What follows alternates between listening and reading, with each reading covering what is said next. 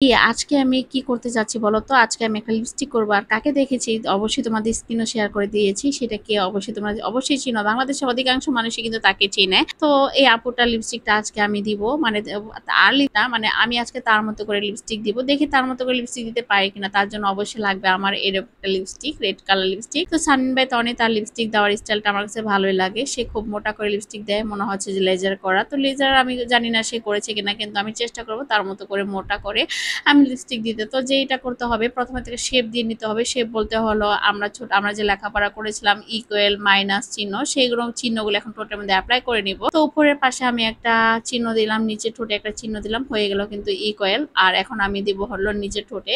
এই দুটা মানে এরকম চিহ্ন করলে দেওয়ার মানে হলো যেসব ভিগিনাররা পুরা তোমরা ঠোঁট ফুলাতে চাও প্রথমত, তাহলে এইভাবে দাগ দিয়ে তারপর এটার সাথে একটা শেপে টান দিবা, তাহলে তোমাদের একটা শেপ চলে আসবে ঠোঁটের মধ্যে। ঠোঁটটা মানে মোটা যদি করতে চাও ওভার লাইন, তখন কিন্তু তোমরা এইভাবে লাইন ক্রিয়েট করতে পারো। আমি কিন্তু এখন আমি একটার সাথে একটা কিন্তু যে লাইন দিয়েছিলাম সেটা একটার সাথে একটা আমি এটাকে ভালো করে দিয়ে দিচ্ছি, মানে কাটা তারের মতো করে আমি এটার সাথে এটা জয়েন দিয়ে দিলাম। তো জয়েন করার পর এখন নিচের অংশ তো আমার সেম ওইরকম ভাবে দিতে হবে। এখন দেখি এটা সবাই করতেছে, মোটা ঠোঁট করতেছে, কিন্তু আমি জানি কেন আমার কাছে মোটা ঠোঁট ভালো লাগে না। তারপরে যেহেতু ভালো লাগে না, টাকা পয়সা খরচ করে ঠোঁটের উপরে অনেক রকমের শেপ দেওয়া হচ্ছে, আমি যেহেতু ভালো লাগে না তার জন্য আমি দিই না। কিন্তু হ্যাঁ, এখানে অনেক আপুরা আছো যে আমার কাছে মনে হয় যে সবার শখ তার একরকম না। অনেক আপুরা যে ঠোঁটটাকে মোটা করবা তাদের অনেকের ইচ্ছে করে। তো আমি মনে করি তারা এভাবে ঠোঁট মোটা না করে সার্জারি না করে কিন্তু তোমরা যদি লিপস্টিকটা যদি ওভারলাইন করে দাও, তাহলে কিন্তু তোমাদের সার্জারি করা ঠোঁটের মতো হয়ে যাবে। আমি কিন্তু এখন সেটাকেই করার চেষ্টা করতেছি।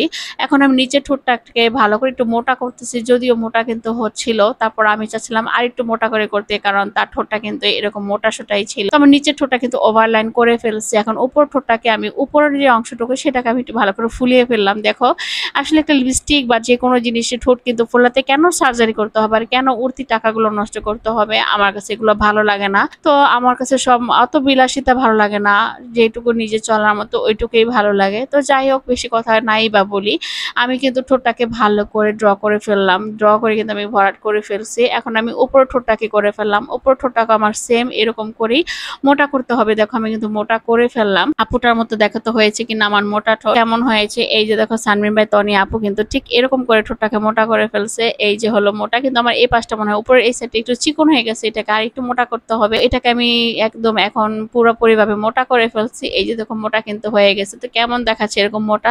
এখন কিন্তু অনেকে কিন্তু এরকম মোটা করে করে ঠোঁটটাকে ঘুরে, আমার কাছে কিন্তু ভালো লাগে না। তো ভালো লাগে না, তারপর আমি করেছি যে এসব আপুরা একটু শখ থাকে যে কিভাবে মোটা করতে হয়, তোমরা কিন্তু ঘরে বসে মোটা করতে পারো। সার্জারির কি দরকার বলো? শুধু শুধু ইনজেকশন দিয়ে ঠোঁটের ক্ষতি করা।